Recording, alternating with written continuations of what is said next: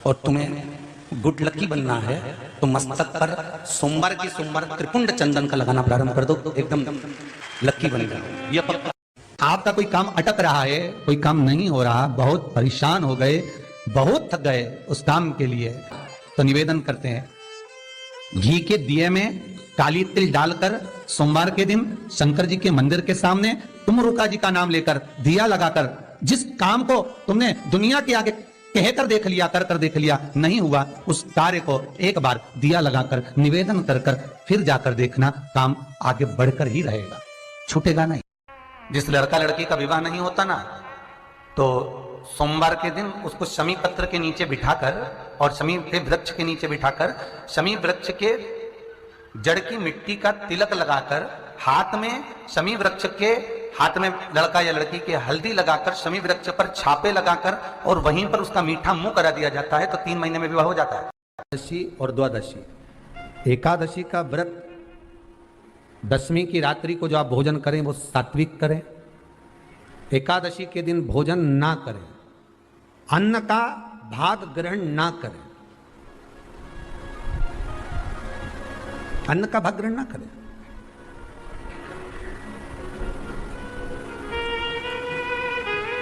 कितना सुंदर कहा है महाराज जी। यदि आपके यहां पर गौ माता है, आपके घर में अगर गौ माता विराज रही है, आपके घर में अगर गौ माता है, गाय की अगर आप सेवा कर रहे हैं, अच्छा कितना सुंदर लिखा है धेनु मानस में, गीता प्रेस गोरखपुर की गौ अंक को निकालकर पढ़िए कल्याण का, उसमें लिखा है ब्रह्म मुहूर्त में सुबह के समय पर गाय की पूंछ को पकड़कर या गाय की रस्सी को पकड़कर जो 2 कदम भी चल लेता है, उसके लिए भगवान विष्णु बैकुंठ का मार्ग और कुबेर का मार्ग प्रशस्त कर खोल देता। जरा पढ़िए धेनु मानस को, पढ़िए गौ अंक, पढ़िए गीता प्रेस गोरखपुर का कल्याण का अंक निकाल कर पढ़िए कि गाय का मात्र रस्सी पकड़कर 2 कदम चलने वाले के लिए मार्ग प्रशस्त हो जाता है। एकादशी के दिन अगर आपका व्रत है तो आप भूलवश भी डब्बे में रखी हुई रोटी गाय को ना देते हुए कुछ थोड़ा सा फलहार, कोई केला, कोई सेब, जो आप खाते हो, अंगूर, पपीता, जो आप ग्रहण कर रहे हो, उसका थोड़ा सा भाग आप गाय को प्रदान करो, आप गाय को दीजिए।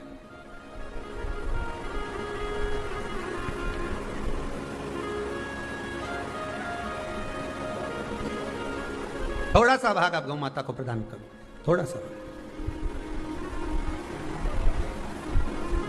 सारे व्रतों में केवल एक व्रत ऐसा होता है एकादशी का, जिसका उद्यापन पहली एकादशी पर भी कर सकते हो। सारे उद्यापन में केवल एक उद्यापन ऐसा होता है, सारे व्रतों में एक व्रत का उद्यापन ऐसा होता है, वो है एकादशी का। यह जरूरी नहीं कि 26 पूरी होगी तभी तुम करोगे, या तो पहली में ही कर लो या फिर 26 पूरी हो तब कर। पर उद्यापन अगर तुमको ऐसा लगे कि हाँ मैं अभी तो जीऊंगी हो, अभी तुम्हारा बाल भी धोला नहीं हुआ, हमारा बाल भी धोला नहीं हुआ, तुमको ऐसा लगे तो अभी तुम्हें तो बढ़िया,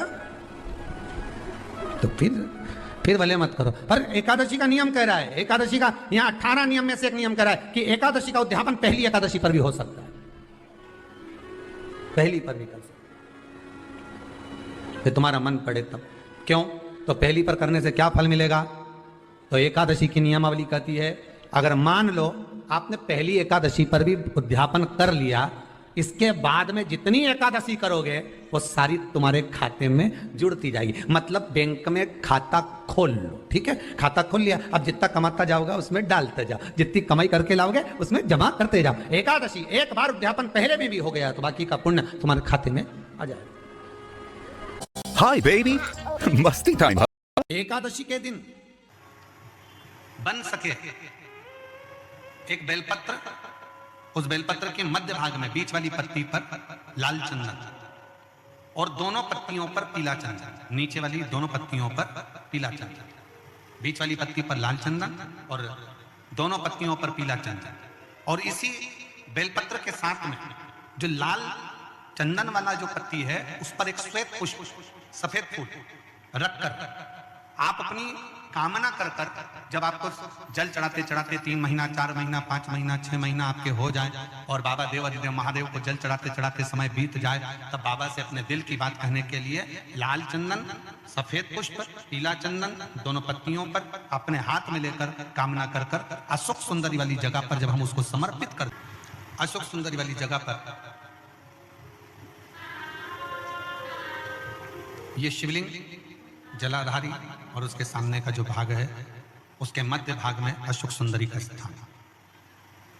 बस इसी स्थान पर बेलपत्र और श्वेत पुष्प, बीच वाली पत्ती पर लाल चंदन, आसपास की पत्तियों पर पीला चंदन और वो शिवलिंग की सम्मुख में जो अशोक सुंदरी का स्थान है वहां समर्पित कर उस स्थान।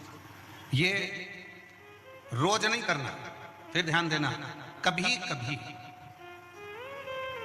4-6 महीने निकल जाएं, 8 महीने निकल जाएं, 3 महीने निकल जाएं, 5 महीने निकल जाएं उस स्थान, और ये हमने एक बार नहीं बताया, इसको पहले भी वर्णन कर सकते। एकादशी के दिन गंगा के जल में मात्र 7 बेलपत्री डालकर जो नंदीश्वर भगवान अर्थात जो शंकर जी के शिवलिंग के सामने नंदी होता है, उस नंदी के चरण पर गंगा का जल चढ़ाकर बेलपत्री शिव पर समर्पित कर देता है, उसके घर में रुपया रुकना चालू हो जाता है। फिर वो गलत जगह पर नहीं जाता, गलत स्थान पर वो धन जाएगा ही नहीं। बेटा अगर व्यसन में पड़ा हुआ है, मदिरापान में पड़ा हुआ है, मांसाहार में, जुए आदि में जा रहा है, तुम्हें लग रहा है कि मेरा बेटा गलत मार्ग पर जा रहा है, ये मित्र दोस्ती गलत हो रही है, वो सही जगह पर आ जाए तो हो रही है। गंगा के जल में डालकर सोमवार के दिन शंकर को चढ़ा देने पर महाराज जीवन का ऐसा कोई कार्य नहीं होता जो 17 दिसंबर को दोष है, हर की प्रदोष पड़ती है तो शिव कोई कार्य अटक रहा है, तकलीफ आ रही है, दुख है, लक्ष्मी नहीं आ रही, परेशान हो तो एकादशी है। 108 बेलपत्र की जो बेलपत्र होते हैं उसकी, इसको छेद तो करते नहीं है सुई से, बेलपत्र की डंडी को बांधते जाओ 108 बेलपत्र की माला बना लो और माला बनाकर भगवान शंकर के गले में शंकर के शिवलिंग को जो चढ़ा देता है उसकी मनोकामना भगवान शंकर पूरी कर देते हैं। शास्त्र ये नहीं कहता कि भगवान को चावल नहीं चढ़ाना चाहिए, यहाँ शास्त्र कहता है आप शिव जी को चाहे एकादशी हो, चाहे द्वादशी हो, चाहे प्रदोष हो, चाहे पूर्णिमा हो, चाहे अमावस्या हो, चावल का दाना आप भगवान शिव को समर्पित कर सकते हो और ज्यादा नहीं। शंकर कभी ये नहीं कहते कि मुझे बहुत सारा चढ़ा, शंकर जी की कथा कहती है कितना, मात्र 1 चावल। एकादशी के दिन गंगा के जल में मात्र 7 बेलपत्री डालकर जो नंदीश्वर भगवान अर्थात जो शंकर जी के शिवलिंग के सामने नंदी होता है, उस नंदी के चरण पर गंगा का जल चढ़ाकर बेलपत्री शिव पर समर्पित कर देता है, उसके घर में रुपया रुकना चालू हो जाता है। तो अगर गौ माता का 1 बूंद दूध भी चढ़ जाए तो शंकर प्रकट हो जाते हैं और प्रसन्न होकर वर देते हैं। किसी भी मंदिर में मंदिर ना हो तो अपने घर के मंदिर में शाम के समय पर उस तुलसी की लकड़ी का दिया भरकर उसमें घी डालकर जो दीप प्रकट कर देता है, जला देता है, दीप को प्रज्वलित कर देता है, उसके घर में कभी संपदा की कमी नहीं होती। होती विजयदशमी पे हमारे यहाँ शमी के पत्र की बड़ी शिव महापुराण की कथा तो यहाँ तक कहती है कि अगर आप सोमवार का व्रत करते हो, संकट सोमवार का व्रत करते हो, 16 सोमवार का व्रत करते हो और आप सोमवार के दिन अगर बेलपत्री के वृक्ष से बेलपत्र तोड़ रहे हो तो उसका भी दोष है महाराज। शिव लक्ष्मी नहीं टिकती, जिसके संपदा नहीं बढ़ती, जिसका व्यापार नहीं चलता, जिसके सर्विस नौकरी सही नहीं हो रही, उसको सोमवार के दिन अगर बेलपत्री के पेड़ के नीचे जो दिया लगाता है उसके घर में कभी संपदा की कमी नहीं आती। साहब आपका कोई काम अटक रहा है, कोई काम नहीं हो रहा, बहुत परेशान हो गए, बहुत थक गए उस काम के लिए, सबके हाथ भी जोड़ लिए, सबके पास होकर आ गए और वो काम बढ़ ही नहीं रहा, तो निवेदन करते हैं घी के दिए में काली तिल डालकर सोमवार के दिन शंकर जी के मंदिर के सामने तुम रुका जी का नाम लेकर दिया लगाकर, जिस काम को तुमने दुनिया के आगे कहकर देख लिया, कर देख लिया, नहीं हुआ, उस कार्य को एक बार दिया लगाकर निवेदन कर कर फिर जाकर देखना। सबके काम हो रहे, मेरा क्यों नहीं हो रहा? तो विश्वास रखकर 5 सोमवार, 6 सोमवार, 7 सोमवार इसको कर कर देखिएगा। गणेश जी का स्थान जहां से पानी बहता है उसके सीधे हाथ पर, वहां पर 1 बेलपत्र समर्पित कर कर थोड़ा सा जल वहां समर्पित करिए। षडानंद कार्तिकेय का स्थान 1 बेलपत्र समर्पित कर कर थोड़ा सा जल वहां समर्पित करिए। अशोक सुंदरी का स्थान थोड़ा सा जल समर्पित करने से पहले 1 बेलपत्र फिर जल। 3 स्थान।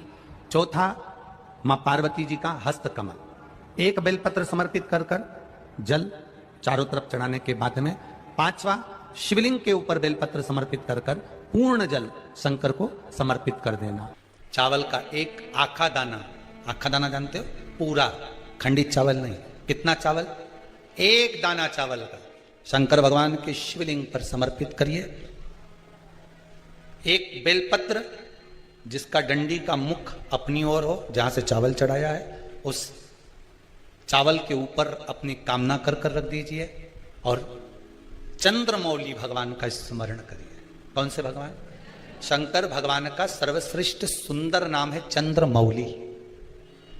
चंद्रमौली भगवान का स्मरण करिए, अपनी कामना कर कर बेलपत्र समर्पित कर कर शिव जी पर एक लोटा पानी, एक जल पात्र समर्पित करो, कलश से जल चढ़ा दीजिए, नैनों में वो जल लगाकर अपनी कामना कर कर वापिस घर को आइए।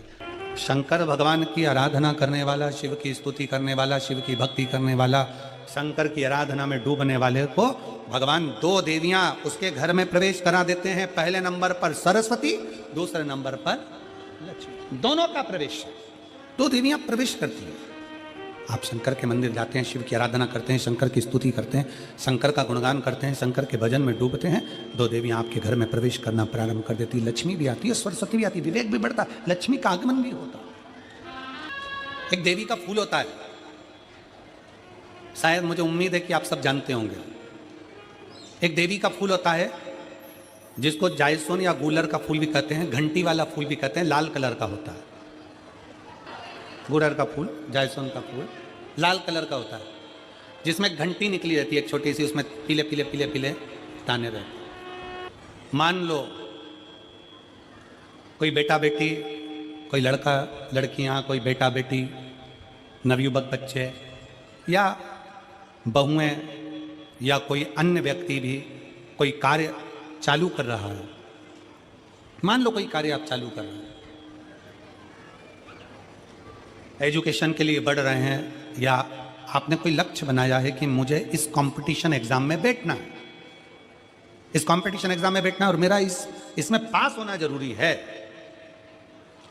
और मैं जो चीज पढ़ती हूं ना मैं भूल जाती हूं, मैं अध्ययन करता हूं और भूल जाता हूं। कई माताएं भी ऐसी हैं 40, 43, 50 साल, 60 साल की हो गई, 60, 70 साल की हो रही हैं, कई बार कह देती मेरी याददाश्त ठीक नहीं है, मैं कोई सामान रखती हूँ भूल जाती हूँ, मेरी याददाश्त में नहीं रहती। कोई भाई भाई लोग कह देते हैं मेरी याददाश्त में नहीं रहता, भूल जाता हूँ। कोई कहकर गया मुझसे बात कर लेना और मैं भूल गया कि मेरे को उससे बात करना था। कई बार मुझे मनी मंजिल तक पहुंचना। तो शिव महापुराण की कथा कहती है आप अपने परिश्रम को 4 गुना बढ़ाओ, मेहनत 4 गुना करो, पढ़ाई 4 गुना करो, अध्ययन 4 गुना करो, दिन रात एक कर दो।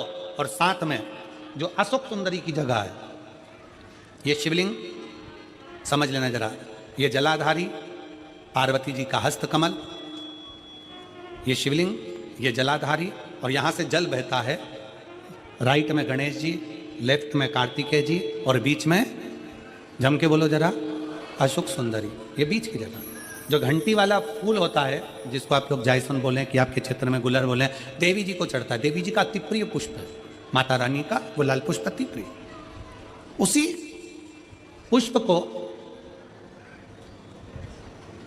ये बेलपत्र की जो डंडी होती है, बेलपत्र की जो डंडी का भाग होता है, उस घंटी का भाग उसी डंडी की ओर होना चाहिए। जैसे फूल की जो अंदर की घंटी जो निकली हुई है उसका भाग ऐसा डंडी की ओर होना चाहिए। मतलब आपको बेलपत्री पर ये फूल को इस तरह से रखना पड़ेगा, मतलब उसका जो घंटी का भाग है, हाँ लाइए फूल लाओ, जेरा फूल, फूल मिल गया वो,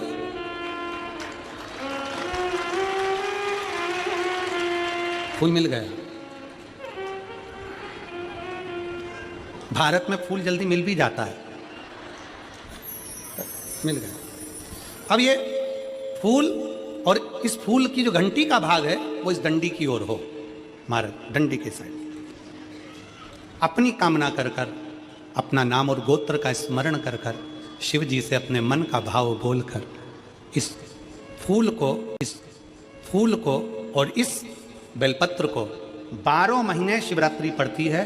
किसी भी शिवरात्रि पर अशोक सुंदरी वाली जगह पर, शंकर के शिवलिंग की ओर जो अशोक सुंदरी की जगह है वहां पर डंडी और घंटी का मुख शिवलिंग की ओर होते हुए उस बेलपत्र को समर्पित करो। कब करना है?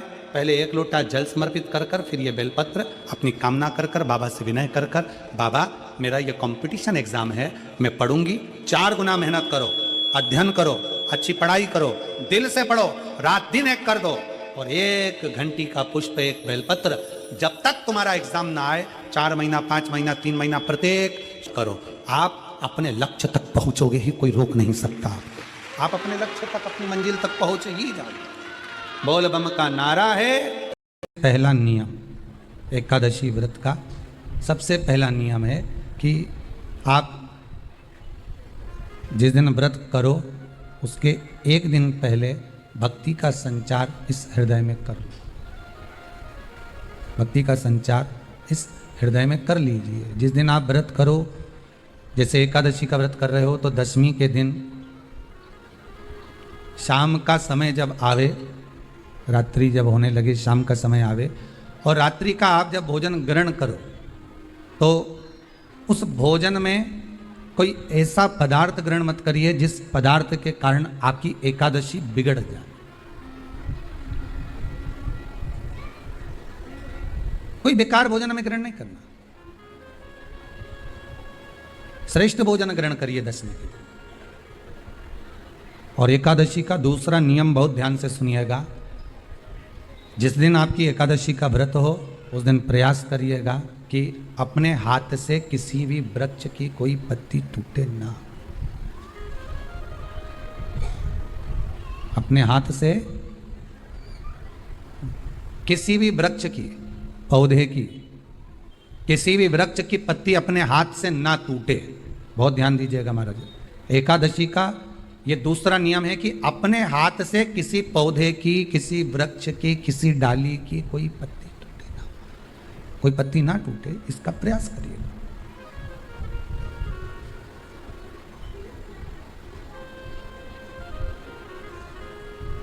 कितना सुंदर व्याख्यान कहा है, कितना सुंदर वर्णन है महाराज कि मात्र एकादशी का व्रत कर लेने पर, मात्र एकादशी का व्रत कर लेने पर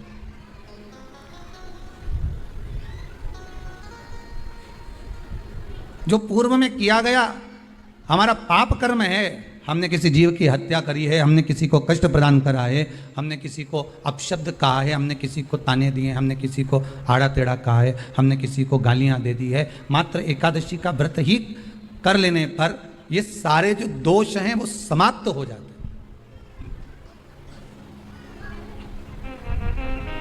सारे दोष हमारे समाप्ति पर आ जाते हैं।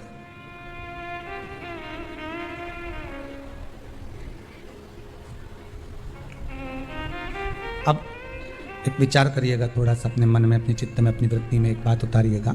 एक अपने मन में एक बात को उतार कर रखिएगा कि आप अपने पाप को, अपने पाप कर्म को जिस दिन छिन्न करने वाले हो, समाप्त करने वाले हो, अपने पाप को आप जिस दिन समाप्ति पर लेकर जा रहे हो तो उसके 1 दिन पहले आपको प्रसन्नता होना चाहिए कि नहीं होना चाहिए कि कल मेरा पाप कटने वाला है, कल मेरा पाप समाप्त होने वाला है। जो मैंने पाप कर्म करा है वो समाप्त होगा, जो मैंने पाप कर्म करा है वो कल समाप्त हो जाएगा। तो 1 दिन पहले आपके चेहरे पर प्रसन्नता हो कि ना हो?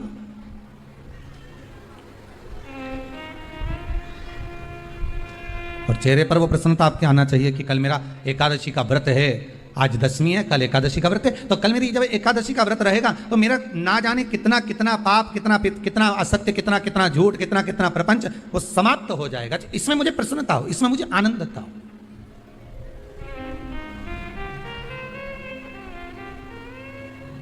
तो क्या कहा गया कि प्रयास करिएगा कि एकादशी के दिन कोई वृक्ष की, कोई डाली की, कोई कोपल की कोई पत्ती ना तोड़ी जाए। क्यों? तो कहा अगर उस पत्ती को हम तोड़ देते हैं, वृक्ष की पत्ती को या क्यारे में लगी हुई कोई डाली की पत्ती को हम तोड़ देते हैं तो एकादशी का पुण्य फल प्राप्त नहीं होता, एकादशी का कोई फल हमारे खाते में नहीं जाता, पुण्य फल प्राप्त। अब फिर भले तुम चाहे तुमने मोरधन खाया हो, चाहे तुमने फिर चिप्स खाई हो, चाहे तुमने फिर व्रत का कितना ही सामान खा गए और तुमने सोचा कि आज मेरी एकादशी है, तो फिर उसका कोई फल प्राप्त नहीं है, उसका कोई सुख प्राप्त नहीं है आपको, फिर उसका कोई आनंद प्राप्त नहीं है आपको। तो उसमें कोई आनंद की अनुभूति आपको नहीं मिल रही है।